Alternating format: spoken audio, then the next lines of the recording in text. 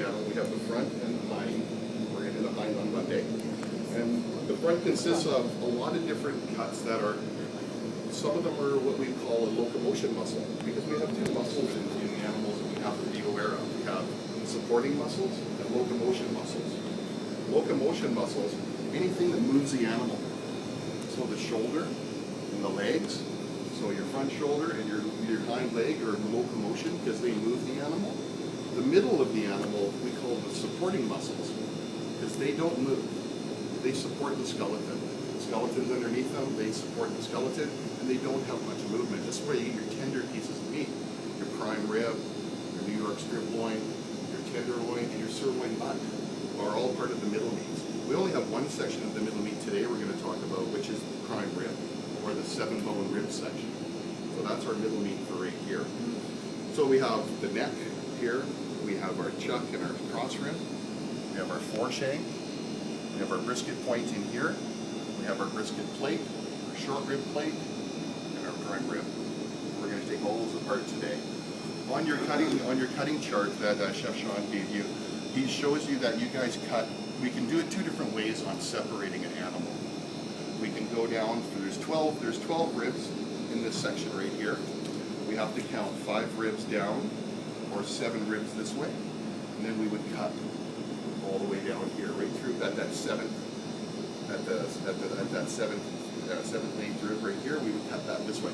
I do it a little differently. I find it hard to hold this big piece up like this and cut down because it's a lot of weight. We've got 180 pounds here. So I cut it this way first. And it just makes it a little easier for me to handle it. So I'm going to take off the brisket plate with the short ribs, part of the short rib, and I'm going to take off the foreshank as well. So we're going to start with this right away. Yes, please. One thing. Ask questions if you can while you're going. Just ask a question. I have to Sure. asking. This is kind of line, so why there is a line? And second, my question, please speak slowly because my English. And this is my first virtual exam in my life. Okay. If I start talking too fast, please somebody just go like this because I talk and I get excited. Thank Okay, you. so that's the way I like to do things. So I'll slow down. So you started here in the short line. Here is the short line. This is the short loin would come from here now. So The short line starts Yeah, here. right so here. we stopped before. Yeah, We start with the rib. yeah. So you guys got your pictures there? Yeah. The handout that I gave you, right? Yeah. Okay, so you should have that handout with you. So that we're- is going to help you. This is where we're at right here. We've split this animal right here. And what they do is they split it between the 11th and 12th rib here. Right here, there's the 11th and 12th rib. This is where they split the animal. And this is where we get the grading from. This is where they actually grade the animals from this side here. The animal will come through the line. What will happen, I'll tell you basically the whole process about cattle. Go ahead. How old is this? This would probably be 24 months, 20 to 24 months, depending on the size. I got a question. If you did not cut this way, Yeah. and, okay, that's all the fat layer and stuff, how do they see the ribs? Just looking at it. Underside. Oh, they cut. Yeah, so I have Turn it to around. flip it over once we get to that point. We have to sort of work from the front. Up to here is the rib. Yep, this is short rib? This is your short rib. This is Okay, your and plate. what is the prime rib? The prime rib is just, or we call it a standing rib, an FCO rib, banquet rib. And we're going to tell you all the different pieces you can get out of each one. Okay. What we're going to do is we're going to separate into primals, and then we're going to quickly put it back together. Okay. So you can it. see where. And use that handout I gave you. Because the handout has all the separation points, except in that chart it's a retail cut. They do between the 11th and 12th rib, and we do it between the 12th and 13th rib. And that's the reason for that I've been told is because then we get more in the prime rib. Like,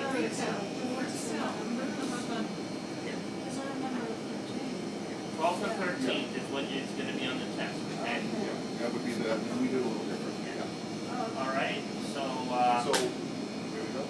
yeah. Okay, you may see a couple of grading stamps on here. You'll see this red line that says Canada A, and it comes all the way down here, and it would run all the way down this animal as well. What that is when the animal is fabricated, We don't say slaughter anymore and kill the animal. It's a fabrication process where the animal gets fabricated. And then they go ahead and they look. So they'll split it at this 11th to 12th rib, 12, 13, and they look at the size of the eye of the ribeye over here. If you want to come over here and see it, I'll also turn it to you guys when we take it apart. They measure the distance between here and here, and here, and the fat.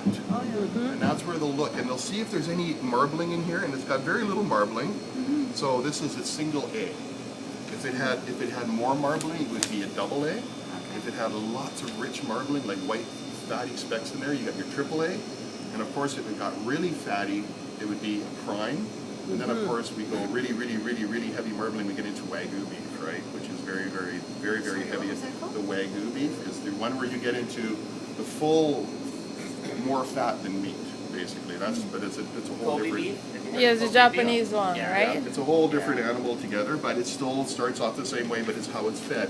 We get our grain finish, which can be barley, lentils, or corn, or distillery rye, will give us our marbling in the meat. The animal eats that, and then what it does, it breaks it into the tissue, and it gives it its fat speck, which when you cook it, that turns into that moisture and turns back into that gelatinous fat, which gives us our beef flavor and some of our tenderness as well. So that's, go ahead. The more marbling is better or not as It's well? going to be good. More marbling, the better. Okay. What happens So- if you have a piece that doesn't have much marbling and you cook it and you grill it, it doesn't have that moisture to it. It stays Drier. It's a It's drier drier. piece. Oh. Yeah. What about grass fed? Because that's not a grain. So what does the meat look like? It's if a- you would look at a cut of a grass fed. It's a darker cut. It's a darker color. It's almost a little bit purplier color because I'm only range fed, and the fat is really yellow.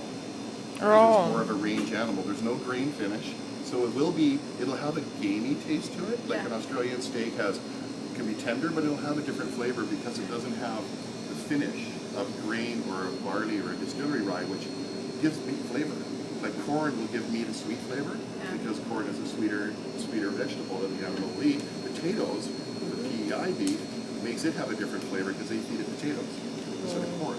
So, sorry, your question? Yeah, with this being marked or whatever, Mhm. the whole beef itself, what is the grade of this one? This is all a single A.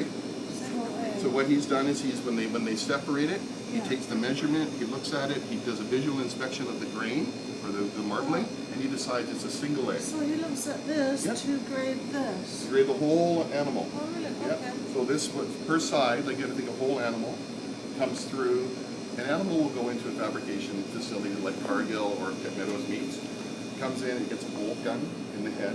The animal drops. They lift the animal up. They bleed the animal. The hide's removed, and then they mark. Then they do the grading at that point where the hide gets removed. The cattle goes into something what we call cold shortening. It goes into a room for like 3 days, and there's gas in an animal. It has to release itself. And they also stretch beef. So rigor mortis, you'll see beef will be hung on a hook. The reason why we hang beef is rigor mortis will shorten it. Yeah. We hang beef so we keep the muscles stretched. Oh, I see. Because if we left it like this and it was killed, it would get really Reminds tight me and of the shrink. movie Rocky, those Yeah, carcass is yeah. hanging. You got to be careful when you punch these because there's bones and it hurts. Because I have people do that in my shop sometimes. They get angry and go beat up the beef. So. Sorry. No, go ahead. I was going to say, maybe start doing what Yep. you're doing, and I'll try to field a bunch of questions No too. problem. So that Okay. we can, I can see it, that there's a lot of questions. There's So a lot of you questions can going. ask, and I'll try to answer a lot of them, and then if I can't, I'll just field it to Rick. No worries. But I think the best thing, you guys would take video, that you guys are going to watch it, and then watch it, and watch it, watch it. Reason, what I was doing right there is I wanted to find the pin bone placement. There's a bone right here, a shoulder bone. Yeah, and this is where Chef will show on your book thing, it comes into a V here, and it would be right along, you can almost see there's a white line right here, which is a separation seam, and I'm going to draw this line from this end all the way down here like that, okay?